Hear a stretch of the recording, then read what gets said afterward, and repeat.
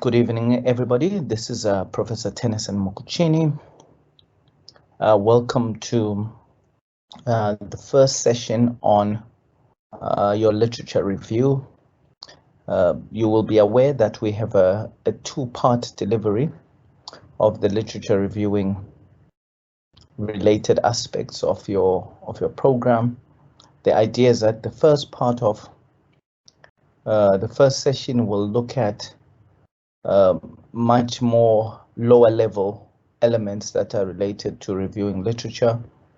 We will speak also about preliminary literature reviews and the like.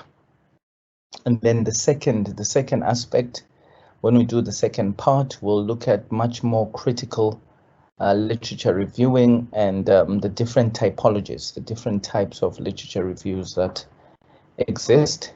In simple terms, what we're going to be doing is the first session will basically help you to understand what the components of literature reviewing are, and we'll also then speak to you about the type of literature review that we would kind of expect you to have within a proposal, and that's typically referred to as a preliminary literature review. And once that's done, that's kind of what the first part is. Then tomorrow's session, the session we have next, I think it's in a couple of days, we'll have a focus on much more specific activities that are related to literature reviewing, and those activities are to do with things such as assessing the academic credibility of different sources that you look at, some basic tips on argumentation, introduction to the different typologies, and so forth. That is the type of skill you need for writing up a literature review if you were either completing your dissertation or completing your thesis. So essentially the two parts that we have are literature review in readiness for your proposal, then literature review in readiness for your dissertation or for your thesis. So those are the two kind of distinct functionalities that we are trying to address in this session. Of course, this is pre-recorded because, as you will be aware, we've had some ongoing problems with load shedding, and our commitment is that regardless of what the state of the environment around us is, we will make sure that we deliver something. But you can still capture your questions on the chat, and once you've done that, we will respond to them. As with all sessions, the format is typically the same. I will turn off my camera in a second and turn on the presentation. The actual PowerPoint that you see in front of you will be available and will be emailed to every person that we've invited. But if for any reason you want to replay this recording, it becomes available to you to access as and when you want to. Right, so today, as I say, this session is explicitly on the first part of the literature review, and I will share the screen in relation to that, and trust that you should be able to see it by now. Right, and I believe I've turned off my camera. Right, okay. Ladies and gents, the session, as I've said already, is part one of the literature reviewing section. We are going to be focusing on this for an hour and a bit. And once again, remember that this really sets the foundation for you understanding the much more complex expectations of literature reviewing. We will also focus on how you can utilize the elements that are provided here in preparation for writing up the literature review section of your proposal. Of course, those of you who have completed the proposal, there are other elements of this that you will find worthwhile and useful.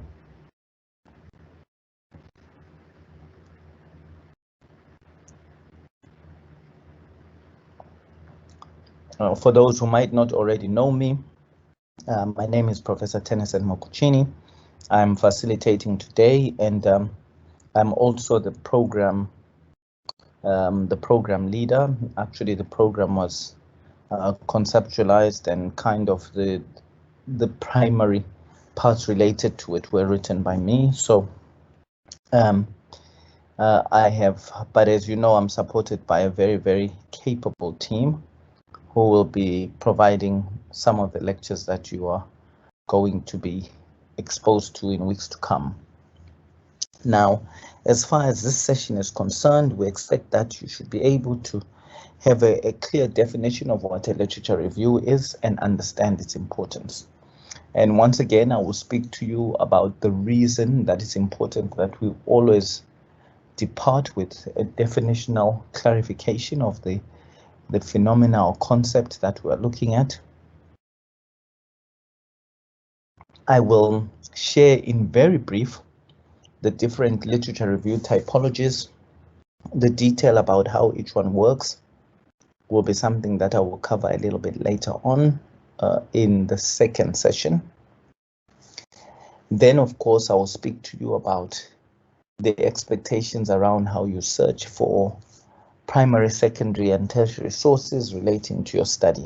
And that really means how you go about searching for literature that will support the study that you're doing. We will have a quick word, some insights on how you identify your parameters for your literature review, how there are certain things that are said and people have spoken about in relation to the expectations of a literature review. I will speak to those much more explicitly and kind of deal with some myths that have been circulated in and around research circles, so that you just have an understanding that it's based on very clear and substantiated practices. Then we will look at the use of relevance trees and other strategies that help you to build some structure around what your literature review will look like. And that is what the first session will do. But remember, once again, folks, this is one session out of two, and just to give you reassurance, the skill of literature reviewing is one that is almost a life learning journey for many.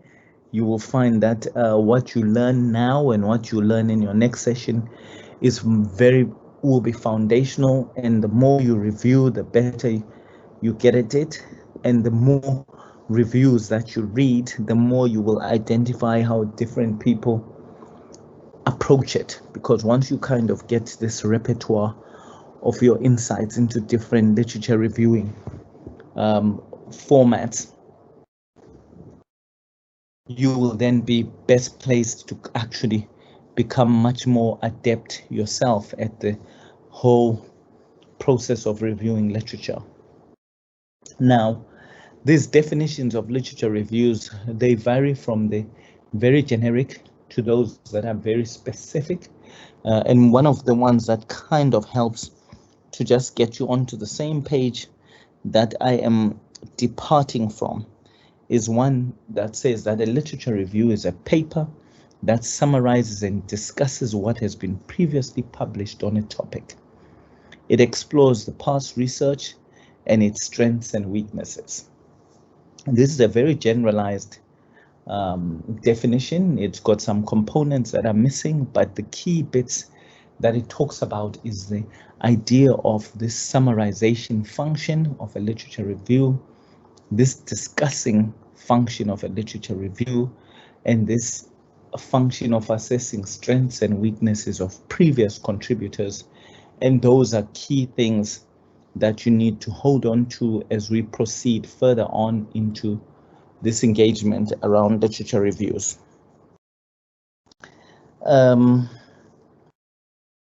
Of course, when you go to much more research specialized sources, you'll find that the definitions are much more littered with more detail. And so, firstly, you will notice that this definition by Fink, and Fink has written quite a lot of work around methodology in research, and is kind of well thought of when it comes to clarifying different typologies of reviews, also in kind of clarifying a lot of methodological issues. But Fink says that a literature review is a systematic, explicit, and reproducible method for identifying, evaluating, and synthesizing the existing body of completed and recorded work produced by researchers, scholars, and practitioners. So now I want to highlight to you the standout things. If you look at this definition, it begins by differentiating a literature review from a research literature review. So remember, what we are talking about when we speak in context of anything that I do on this program is very specialized to research. So we are talking about a research literature review. The minute you throw the word research in it, you realize that all the other components of what research is, and those components were the issues to do with research being systematic, research being logical, research being rigorous. So it becomes embedded in the definition of a literature review, and that definition is that literature review is systematic. So the way that you approach and deal with all the sources of literature that you're going to look at has to be formulated and informed by some type of system of processing information. The issue about it being explicit is that you don't leave anything for people to assume. You clarify and you address everything that you believe needs to be addressed. So you don't leave anything for guesswork. You can't, in a literature review, do some review and then leave the other elements hoping that people can assume what is going to be said by you. So you need to be explicit. And then they talk about it being reproducible. And the reproducible element of literature reviews relates to the fact that every review that we carry out formally in research has to have enough detail given to the reader so that the reader may on their own decide to pursue the same topic that you pursued, use the same search terms that you use the same search engines, and be in a position to identify and locate the same sources of literature that you would have located. So that reproducible aspect relates to the fact that the process by which you obtain literature can be reproduced by others who decide they want to follow in your steps. Now, then they talk about the issues of identification. So in a literature review, the steps that exist are that we need to teach you about systematic ways of identifying things. We need to teach you about systematic ways of evaluating. And evaluation, if you remember, is to do with the summative assessment of something. So when you evaluate a paper, ultimately, apart from reporting what the paper did and what was said or happened as part of the paper, you have to reach an evaluative statement about the value add that this scholarly contribution brings to your understanding of the chosen topic. And then, of course, a literature review has this synthesizing function by the fact that it brings together many different scholarly pieces from different spaces to try and speak to your chosen topic. So there may be 40 studies that were carried out independent of each other. And what a literature review does is it brings them together and you get an opportunity to assess, analyze, identify, evaluate those in one singular space. Then, of course, there are some more salient but important aspects of what a literature review are.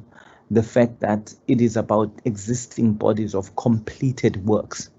So you can't include in your literature review work that's currently in production as the basis for your evidence. And then, of course, the work has to be recorded. And recorded means that this work has to be published at some level. And the spaces where publications happen is we have formal peer-reviewed publications that are out there. Then people talk about grey literature, which is often completed theses and dissertations that people have, but these outputs would have not been formally published. So this gives you a sense about what a literature review is, what it intends to do, the methods that are pursued within it, and of course the types of work that a literature review should be interested in. And it also tells you about the fact that these types of work would have originated from the works of researchers, scholars, and practitioners.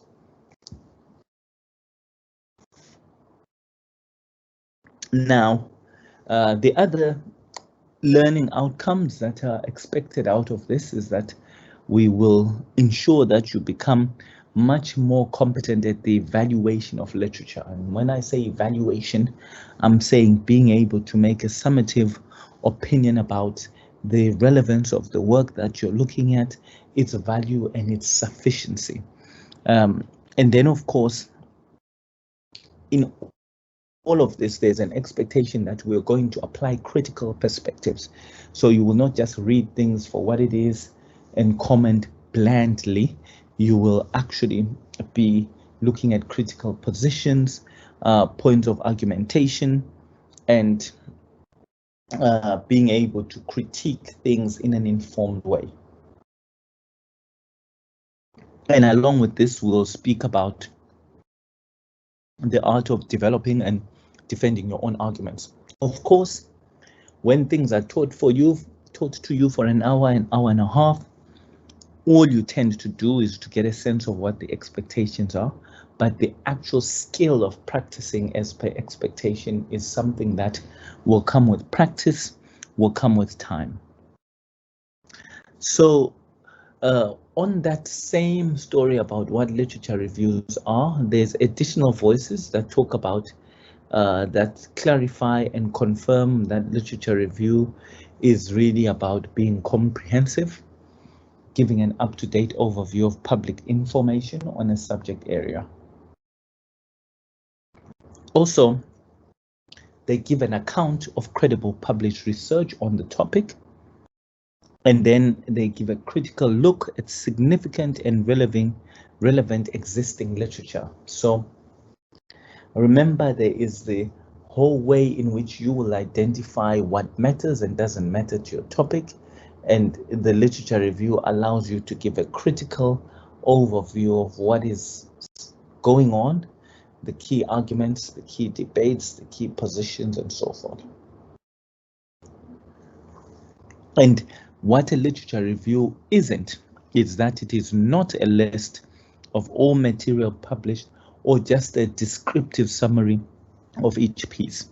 So if you write a literature review and you find yourself describing that this paper said this paper said that, without a critical engagement to assess the contribution of that paper, to critique the methodologies, to critique elements of the write-up, you must then realize that you're not behaving as per expectation for a literature review.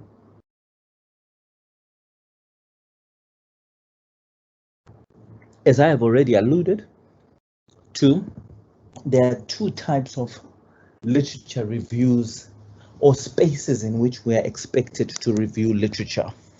The first point at which we review literature is when you have an inkling or you have a hint in your mind that a particular topic is worthy of exploration. You take that inclination and you take that clue, that feeling, that gut feeling that this topic is indeed a question or a problem that needs to be explored. You take that and then you look around for sources and papers that you can read to help refine research ideas. So you may know that, look, I believe that there's a problem in this subject area. And then, but you don't know exactly what the exact way of framing the problem would be, the exact way of presenting questions in relation to that identified area are. If you don't know those things, then the first thing you do is what they call a preliminary search or a preliminary review.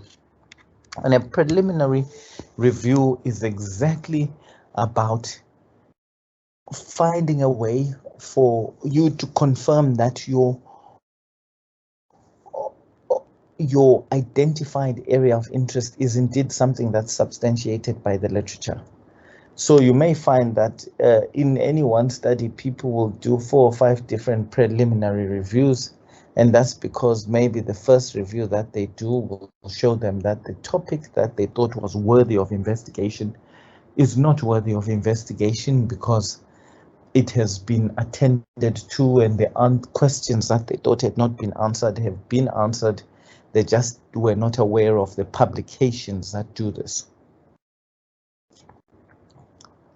The other outcome that is likely from a preliminary review of literature is that you will get confirmation that yes, the general topic that you've identified is indeed a problematic area, but the preliminary review will allow you to specifically identify the unique and explicit questions that exist in relation to that topic. So take, for example, if we were looking at the success of students who study master's and doctoral work, you may do a preliminary research or preliminary review, which will confirm that indeed the success of students is a problem. But in your preliminary review, you will arrive at literature that will help you to frame out what the exact nature of the problem that exists is. So maybe the type of problem that would exist is that you would say, look, student success has been confirmed to be a problem, but what the more specific challenge is that we don't know what the factors that contribute to someone failing or dropping out are. So that is what a preliminary review will allow you to do. But once, and that is in essence a type of review. And that is the type of review that we will broadly be focusing on in the session today. Then the second space in which you find yourself reviewing is the space where you do what's considered a critical literature review, or some might call it the literature review proper, as in the proper literature review. This is the part of the review where you have identified the topic you want, you've identified the questions you want, you are now looking at the literature that has been presented in relation to those questions to actually better understand the contexts that are in play, the arguments that exist, the research that supports or contradicts a particular position that you might be aware of, the areas of agreement or the areas of disagreement between literature as it relates to a topic. So you will notice that the preliminary review is about justifying and giving rationale for why you have chosen the topic you have chosen. Then the second type of literature review relates to you actually critiquing the different scholars, the different researchers, and the different professional contributions that exist in relation to your identifying topics, so you can figure out what it is that's going on, where the arguments are, where we know what the answers are, where there are existing gaps of knowledge. So that relates to the critical literature review, or what people would call the literature review proper.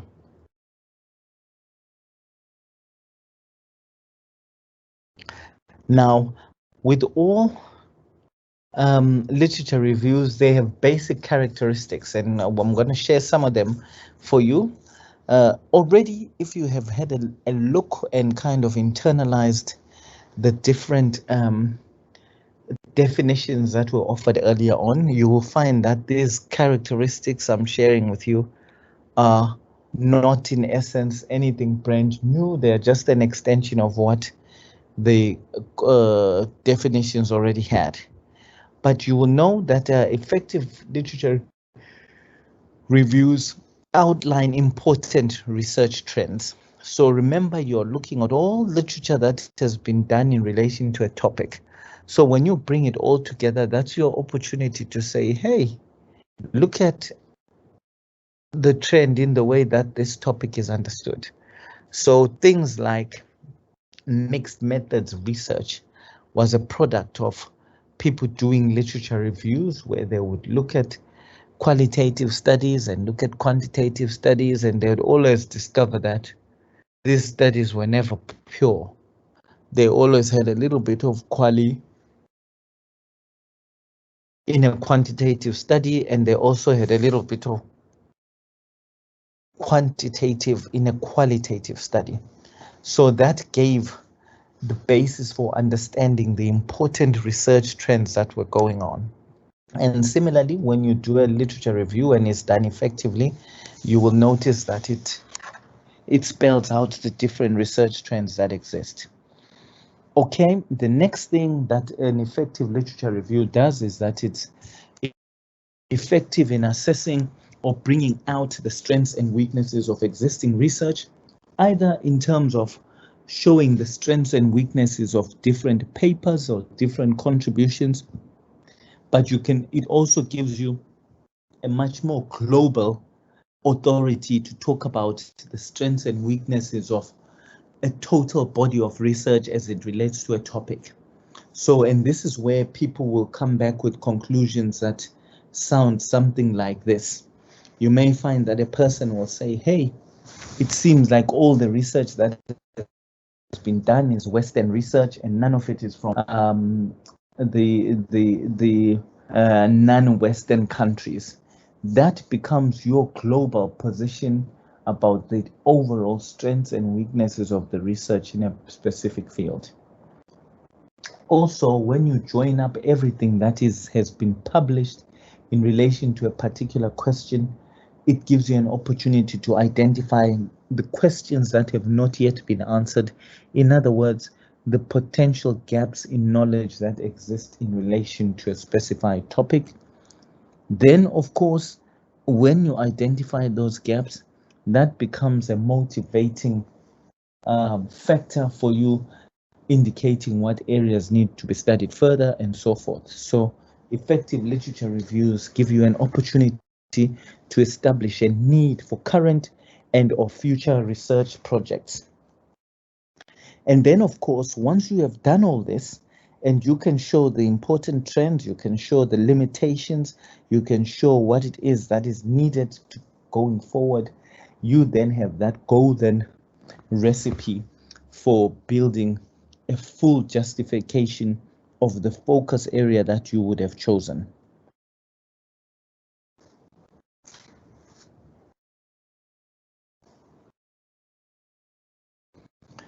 Now, of course, now that we have an understanding about the literature review and what its purposes are and the different ways in which it functions and adds to our wealth of understanding of topics, the first thing that we have to now get to the bottom of is giving you some insights on how you find literature, the places where you are officially kind of supported to look for literature.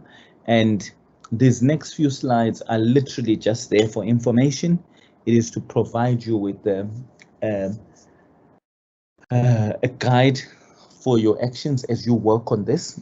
And of course, they are quite straightforward, but it's necessary that we do this so that you have the full understanding of the literature reviewing process from its very initial point of departure. So if you are able, or if when you look for literature, there are some well acknowledged and accepted access points that traditionally people would find literature from hard copies in libraries and those types of things, you know, the reference materials and books, journals, grey publications. And when we talk about grey literature, we're talking about these completed master's and doctoral theses that we know have been carried out through vigorous research activity, but they are not yet formally published and have therefore not been subjected to explicit peer review. That is what we call grey literature. Then, of course, the official publications that we talk about are publications that may be policy documents from governments and so forth and so forth. But with all of these things, we must accept that not all literature is born the same. And what I'm saying with that somewhat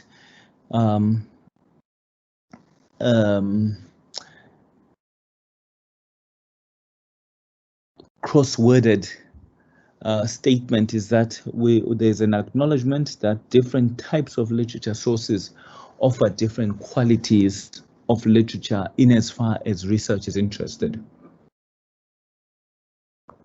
So you will see that as part of your process of reviewing literature, you also have to be able to assess the credibility of the source that you're looking at. And in doing that, there are specific methods that have to be used to assess credibility.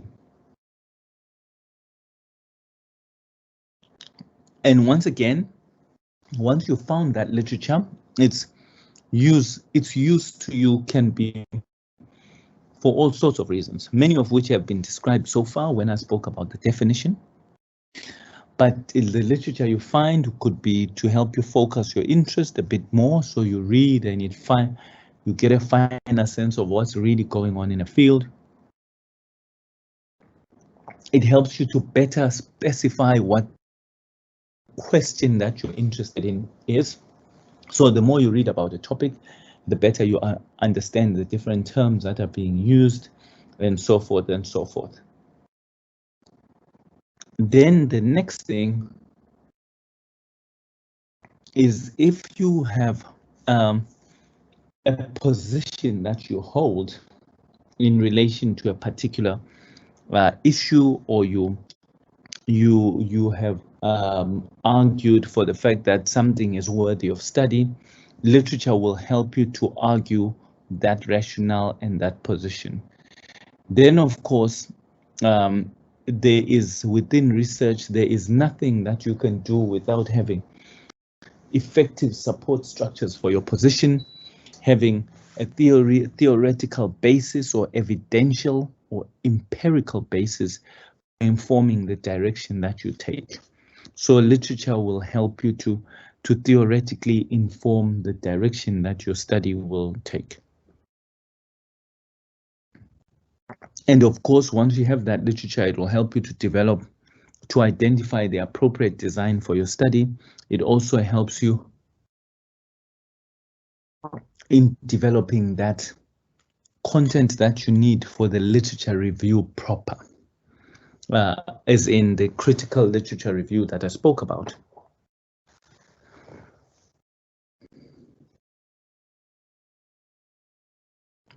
Now, what I've done is this idea of just mapping out what the literature review process is.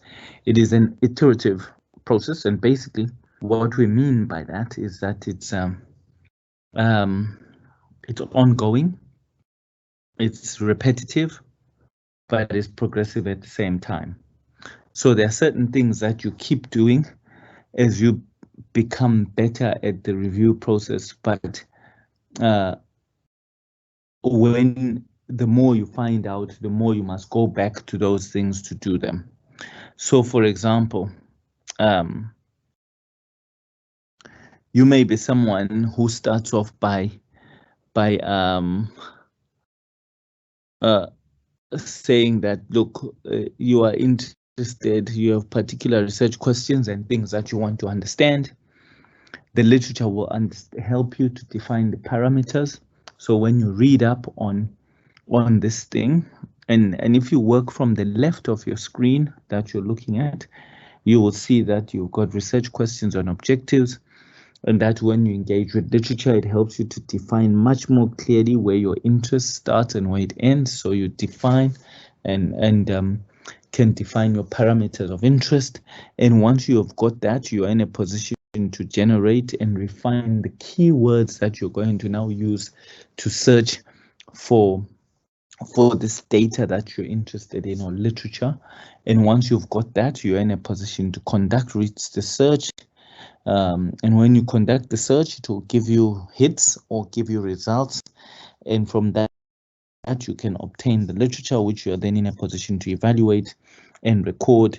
And then you start drafting. As you do that, you engage with that and you begin to draft and refine the review and so forth. And if you look at this, you will find that cycle, the initial cycle of generate and refine keywords, conduct search, obtain literature, review and record, it replays itself over and over again until you have the output of this complete literature review that you are seeking to get. But the iteration that we speak about really relates to this repetitive process in which you search, conduct search, you obtain literature, you evaluate, you record, and you generate and refine the keywords, and then you proceed on with a much more refined understanding to do the exact same thing. Now,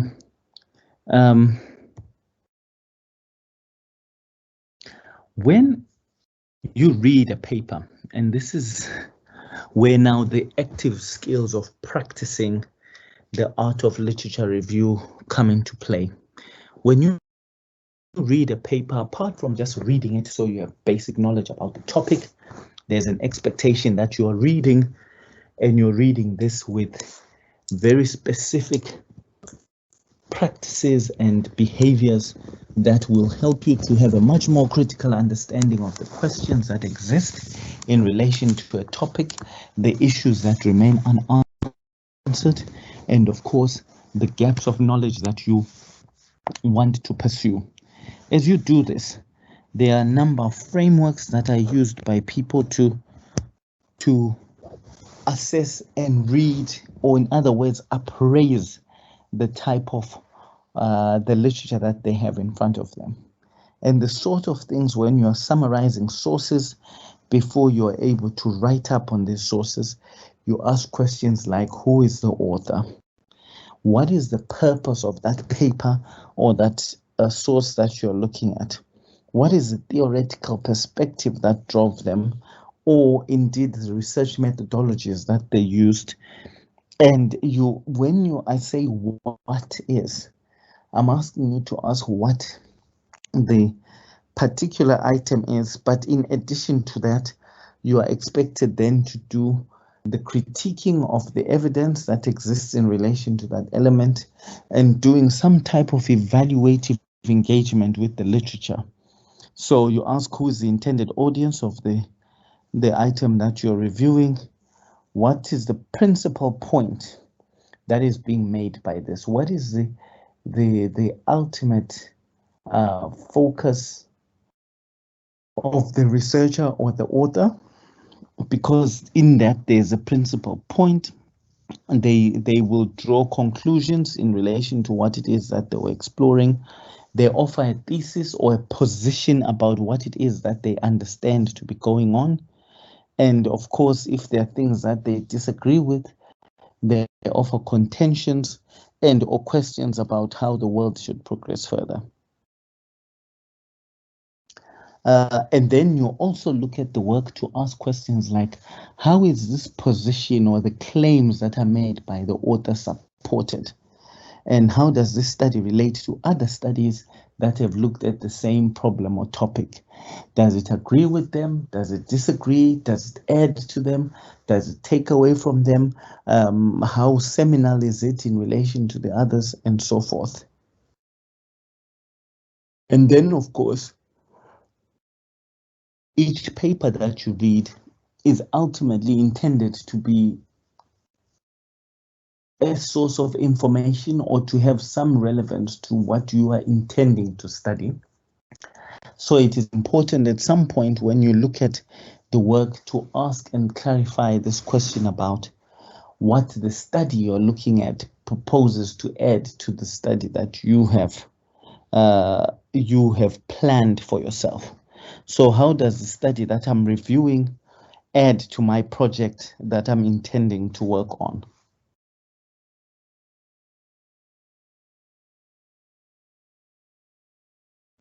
Now, I did say that I will talk to you about the typologies of literature reviews in tomorrow's or in the next session, whether it be tomorrow in 2 days' time or so forth.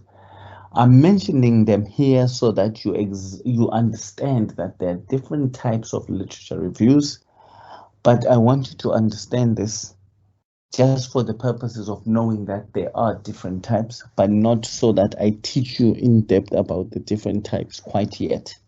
That will be something that we'll focus on when we come to the second session. Now, there are over 37 published types of literature reviews, so clearly I cannot share all those with you. But in master's and doctoral work, there's maybe 5 or 6 that are often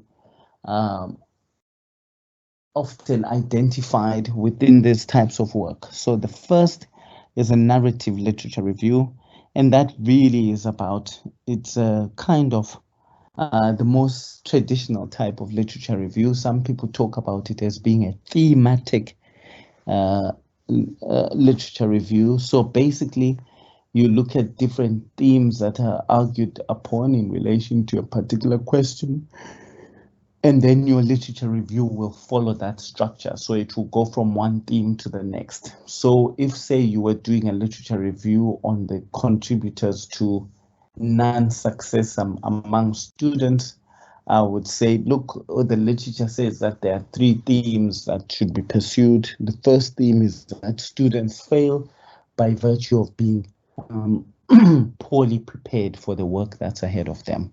So that theme, you would then look at all the papers that look at student characteristics and how they contribute to failure.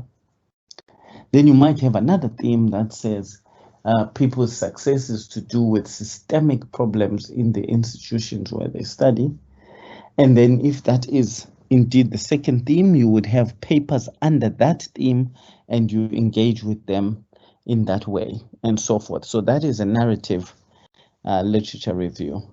Then they talk about systemic reviews, and these are systematic reviews, and these fall into a number of different groups, and those different groups are to do with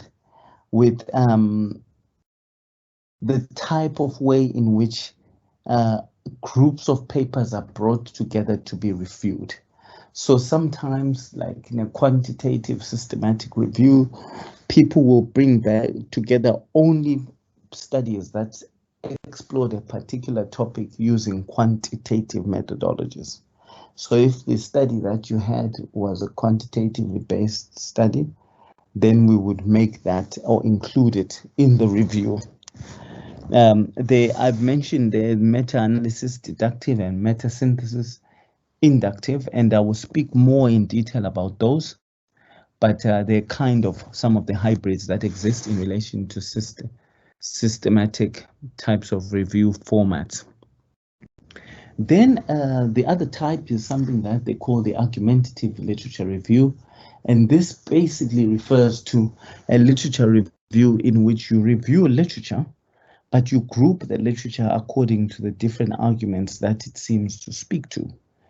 So you may have one source of literature that says, look, the argument is students do badly because they are taught badly. So that is an argumentation position, and you would look at literature that supports that argument, and then the next paragraph or next page will have another argument, and you would look at and review papers that speak to that position in relation to the argument. So if your literature review is structured along the different arguments that exist, then it is much more likely to be an argumentative literature review. There are other literature review where people will say there's a critical literature review approach, or they talk about chronological literature review and so forth. And those are all the types that I will introduce to you in much greater depth when we do the second session. But what I wanted to do and demonstrate with you by mentioning the different types of literature review is to actually say that, look, when you are reviewing literature, you have the option of being a different style depending on the type of literature review that you have opted for. So if you opt for something that's argumentative, then the style of your literature review will speak that way. If you look for something that's chronological, for example, you will discover that there are literature reviews, but there are literature reviews that can be presented as chronological things, but they can only be done so if a topic presents itself in a time series. And what I mean by that, without confusing you unavoidably, is to say that there are some subjects that can be reviewed, and the review will take the format of talking about literature from 1980, then literature from 1983, literature from 1985, in a chronological way. And if you present your literature review exclusively by just citing all the papers that were done early, and then the ones that came later and later until the most recent ones, then that becomes a chronological type of review. But once again, I've just mentioned this type so you know that there are different types, and the different types speak to the different ways in which individuals act as reviewers in their work. So someone will act as a person who is presenting different arguments, someone will act as a person who's presenting different themes, or others will act as a person who's presenting the varying papers according to the time period during which each paper was made available. So now, in the other function, the other thing that we speak about within literature reviews is this whole expectation of the summary and synthesis function. And that summary and synthesis function has to do with bringing out what the key arguments that are being presented by the different sources that you look at are, and what the key characteristics of all the contributors are. What are the key concepts that they bring? Who are the key figures in relation to this topic? So there's always an understanding that each subject will have people who are almost subject gods, that you cannot write about change management and not include the work of Lewin, for example. You cannot write about motivation and not include the work of Maslow, for example. You cannot write about educational objectives and not mention the word of Bloom.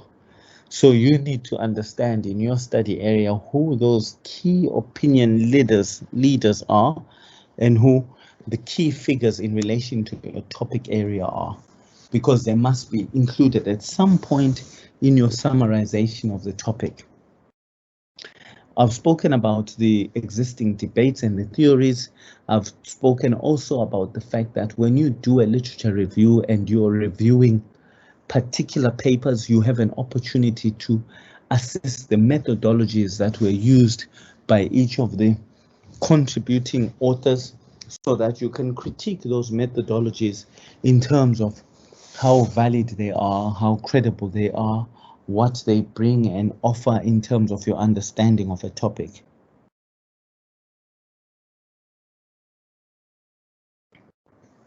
Now, the other thing that I referred to in relation to the function of a literature review is that apart from summarizing the evidence, there is an opportunity for the literature review to serve as a way of comparing the evidence and also critiquing it as you compare it.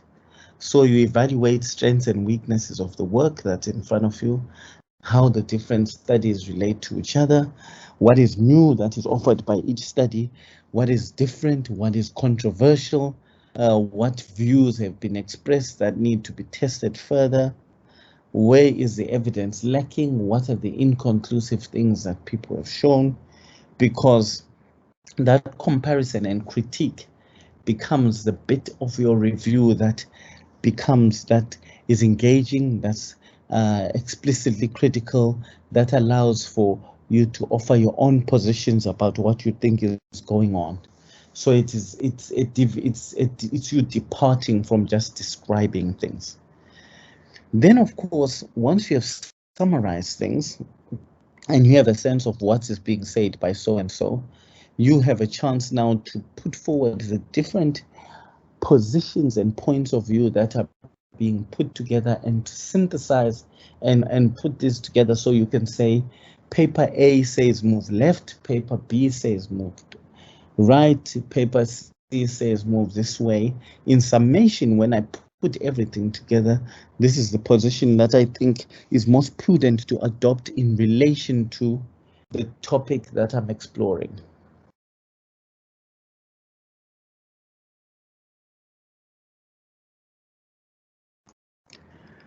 Now, there are some key questions that you need to have when you're kind of working on a literature review. It's the key questions are: what do the researchers know and agree about in relation to the topic you've written? What do researchers and others not know or have limited agreement about? What should we study again going further? And what will the proposed study that you have contribute to this area that you've looked at? In particular, how does it contribute to the area of the things that are not known as we speak? Now, remember I said we looked at a definition of what a literature review was, and once again, that definition is captured when one looks at the tasks of a literature review. That a literature review has 4 functions that we speak about, and when you're reviewing literature, if you can make sure that at a basic level what you're doing is offering some summarization of the different papers and the different contributions that are there, you can offer some synthesis, as in joining up of the different arguments, so that you can come up with a newly revised and widely informed position. Then you need to offer some critique. What is it that's weak with the current evidence? What is it that's strong? What needs to change going forward, and so forth and so forth.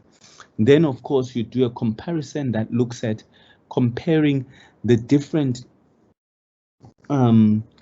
literatures, for lack of a better word, the different positions that are explained or shared by the literature sources that you have looked at. So when you are writing up a literature, you realize that you have 4 functions you need to somehow capture: the summary function, the synthesis function, the critical function, and the comparison function.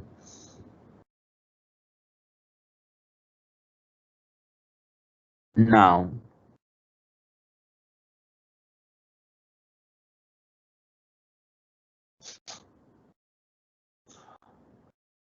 okay, Jankovic, who is a very well respected contributor to the world of critiquing things, argues that the purpose of a literature review is to show your critical awareness of the research area and the current BOK. BOK is body of knowledge. So you should show authoritatively that when someone reads your work, they can tell that you really, really do understand the topic that's at hand, and you do so very clearly. Then the next thing that you should, the other thing that a critical review can do is it assists you once again to refine questions and the objectives, the things that you're interested in.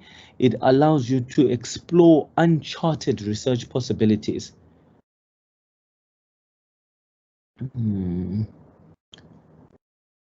It allows you to explore uncharted research possibilities and to discover or to use the literature in front of you to look at the different new approaches and strategies and techniques that exist in relation to your chosen topic. Of course, what you also have to do and think about is answer the question around whether your study is filling a knowledge gap that's been agreed upon as being something that is needed. So this session builds together all the different positions about what a literature review is. And in doing so, I hope that I'm beginning to paint a picture about what the function of a literature review is. The structure of how one looks like is a little bit more difficult to coach you in the way that I'm coaching now. But if you understand what the different activities of literature reviewing are, you will be able to then merge it with the structure that you see. And what I often ask people and advise them to do is that, look, if you're doing a literature review for a course where there's predecessor work, there are other literature reviews that have been done. There are other preliminary reviews that have been done. There are other examples to look at. Go take them, find the examples and get a sense of what it is that's going on. So, but the process of carrying out a literature review or the process of being critical in your literature review can be split up into two distinct ways of approaching it. And those two distinctive ways are split between what is called the deductive approach and the inductive approach. These are much more complicated. These are much more complicated.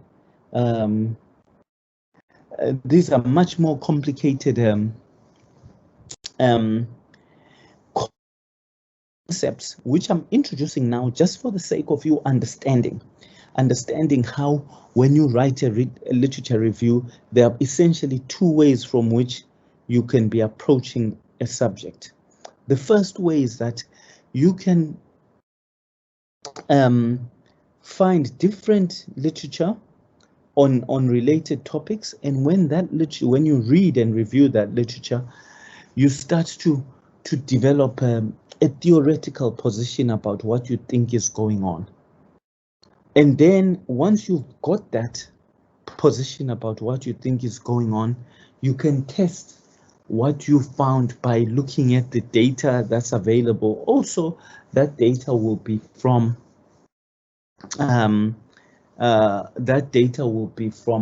literature, or that data will be from you collecting it imperatively. That is essentially what a deductive approach is. And a deductive approach is, so the beginning of the literature review would begin with a theoretical statement that says, look, I believe X is a factor that involves this.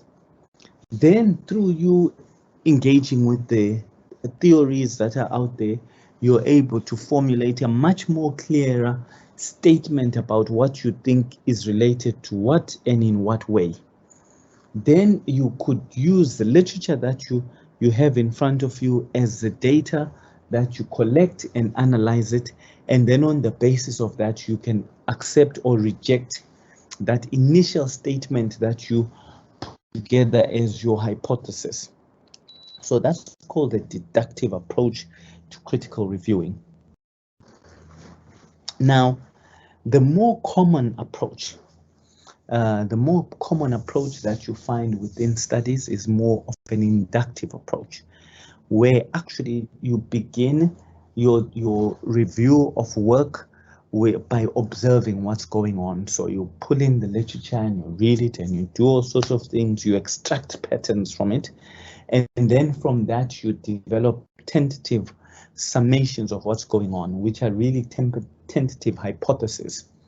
Then from that you develop a theory or you make theoretical positions, and in many cases that tentative hypothesis and the theory formulation bit can be things that people contain in a separate chapter from the literature review. So I've included some questions here that are worth asking when you're gaining that critical perspective, when you're making sure that the way you read and engage with work is critical and allows you to see things from the angles that would give you some critical material. So you ask yourself, why am I reading this publication? What is the author trying to communicate? What in this publication is relevant to what I am doing? How convincing is the author and the work in terms of the methods they use, in terms of the subject they focused on, and so forth? And how can I use what I have seen to further my understanding of the question that I'm interested in? And so when you are doing critical engagement with literature in a particular topic, they say that the first thing, there are 4 aspects that you can look at when you're approaching critique, and those aspects relate to you critiquing the rhetoric. So you want to do an assessment of the language that is being used by people and understanding how different contributors speak and assert their positions. You can also be able to position your critique in such a way that you critique the traditions that have been accepted. So you present things so that you are able to question what people have accepted as conventional wisdom within the topic area. Or a similar sort of things is where you critique authorities. So there will be names that are associated as or seen as being the leading authorities in a field. Your critique can target them and actually ask questions of their positions, or you critique the objectivity of the work that's presented in front of you. So you ask questions about whether the methods that have been accepted before are indeed the methods for what it is that you are focusing on.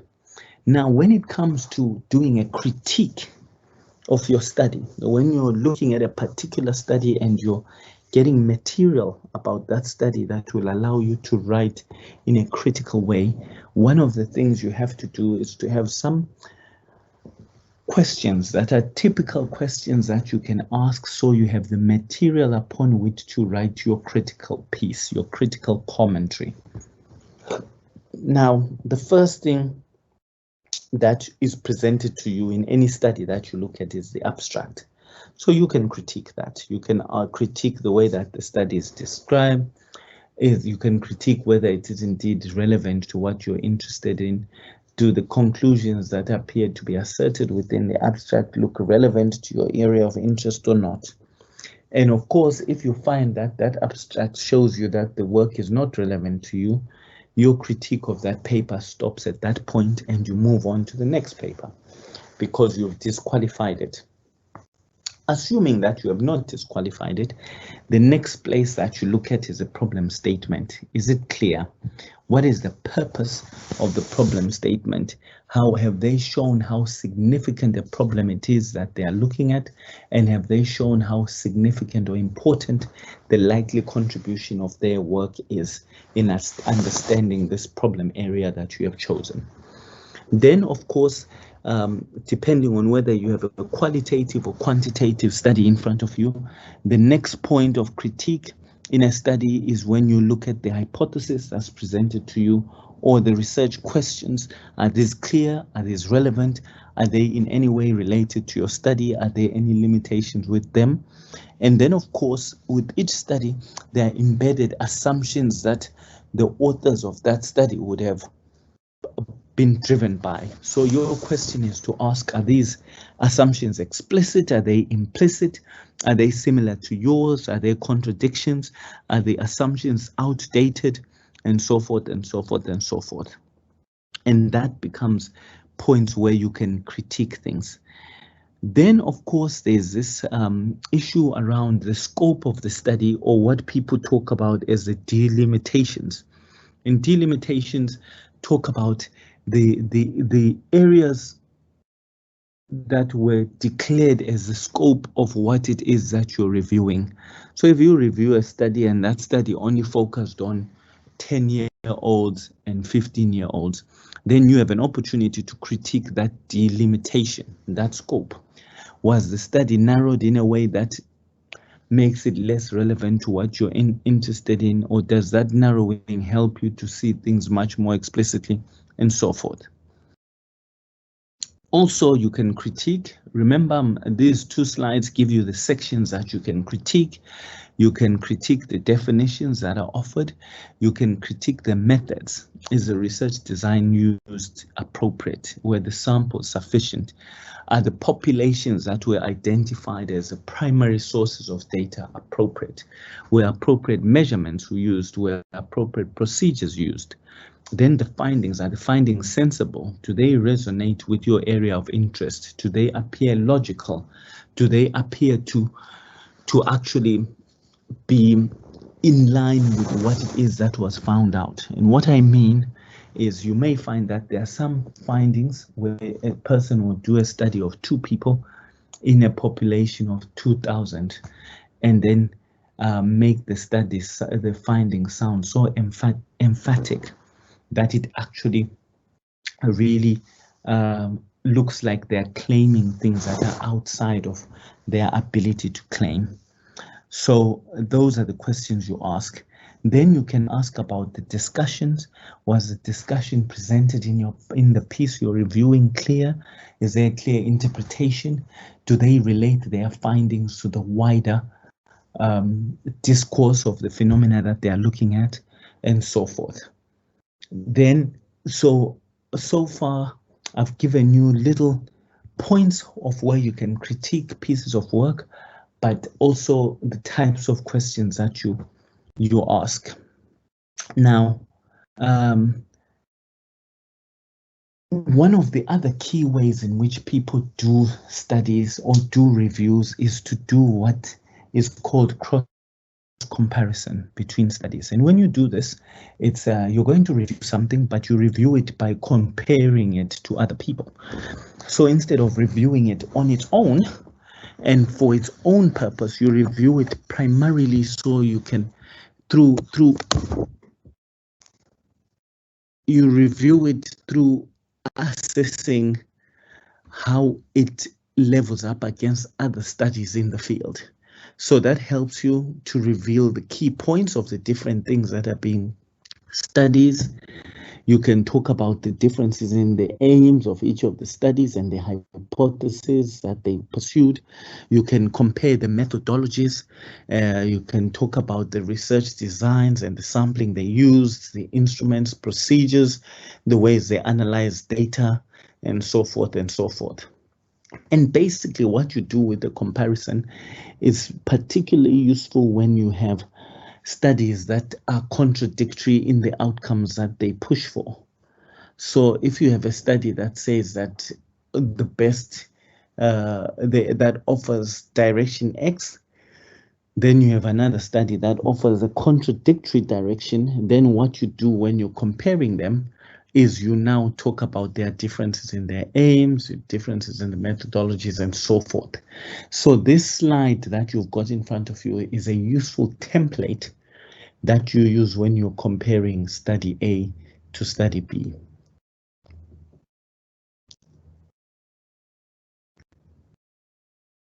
Then, of course, I have said we spoke about the definition of a literature review, including this word that it should be reproducible. And reproducible means that you should articulate it and describe it in such a way that someone who reads and accesses it after you is able to continue and do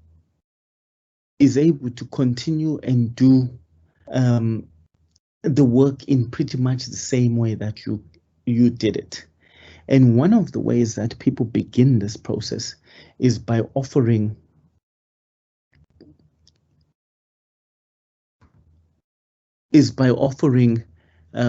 kind of diagrammatic overviews of what they intend to do. So some of these diagrammatic overviews are include a feature map, a concept map, or tree constructions.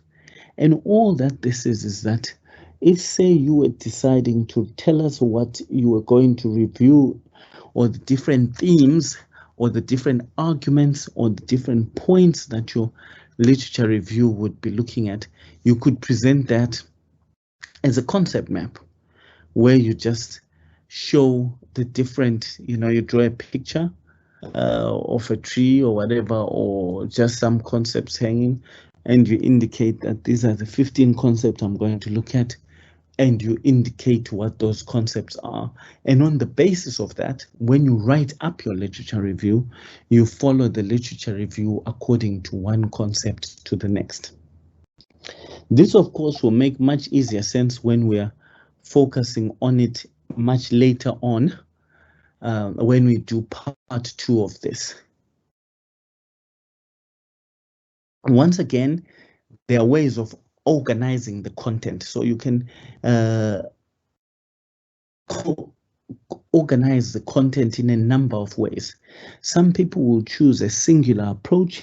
Some people will mix it all up. You can organize the content according to the different themes that you want to look at. So is there an issue that you want to focus on in each part of your literature review?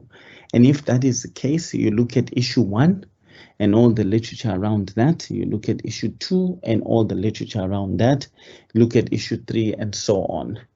Or do you want to organize your work according to the chronology of the work that you're looking at? So the first section looks at all the studies from the 1980s.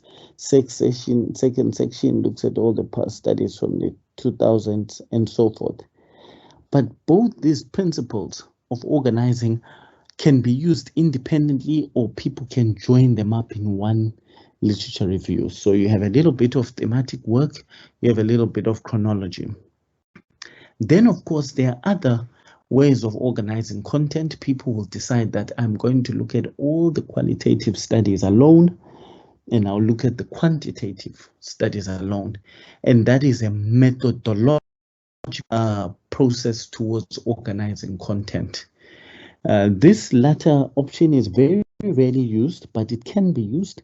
And often people utilize it if there's evidence that the ways and the outcomes of different things have been affected significantly by virtue of the different methodologies that people use. And then the next way of organizing things is that people sometimes do what they call the specific to general, where they they look at very specific studies, but in order for them to make much more generic conclusions about what it is that's going on.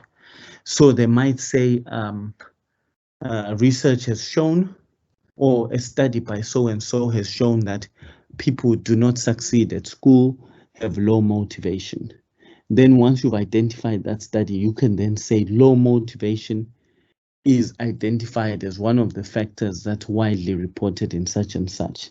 So you referred to one study, but the outcomes of that study you have umbrellaed out to include other things. So you've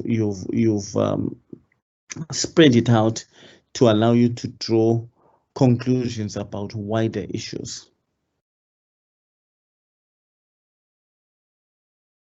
And then, of course, some people will start with a specific example and go to general, or the other way you organize things is the exact opposite of that, where you make a generic statement and then you identify literary sources that can support that generic position. So you go from the general to the specific. All these are ways of just some tricks and understandings of the way that you're able to critique, you're able to develop and work on critiquing or organizing your critique or your review of papers.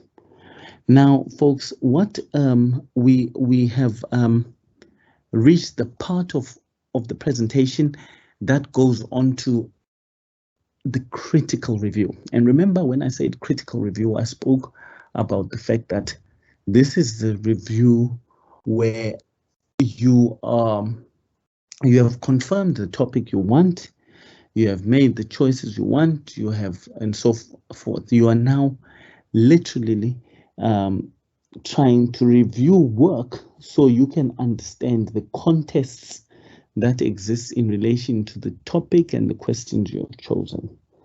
And this part, the critical review, is what we are deferring to tomorrow's session. We're deferring this to the next session, whether that is to tomorrow or not. Is not specific, but part 2 of the literature review presentation focuses now on the presentation of the critical review. So I will stop here in relation to the work that has been presented so far, that I've introduced you to what literature reviews are. I've let you have a taste of the different types of them. I've had you have a taste of the different the different considerations that occur within a literature review and the different approaches that exist in terms of organizing the literature, the ways in which you identify potential literature and so forth. So that's the first session. And to you as the listeners of this session, the literature review teachings tend to tell you all the things that should happen, and somehow they don't quite gel together until you get a chance to see a living literature review. So as we proceed on, there are sessions where we will show you examples of what a literature review looks like, give you an example of what a preliminary review looks like. And so all these things that we have taught you now can come together into a visual summation of what it is that's going on. So without going too far into the rest of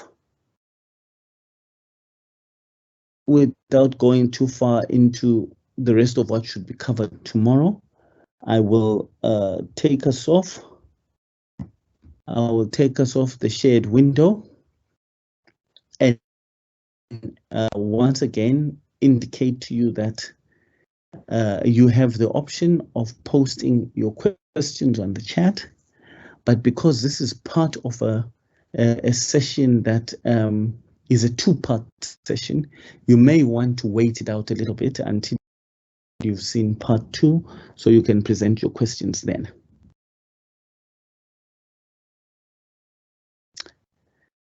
Without taking up more time, I want to thank you for attending part 1 of the literature review presentation. Part 2 will follow, and part 2 will speak much more about the critical or review, the literature review proper.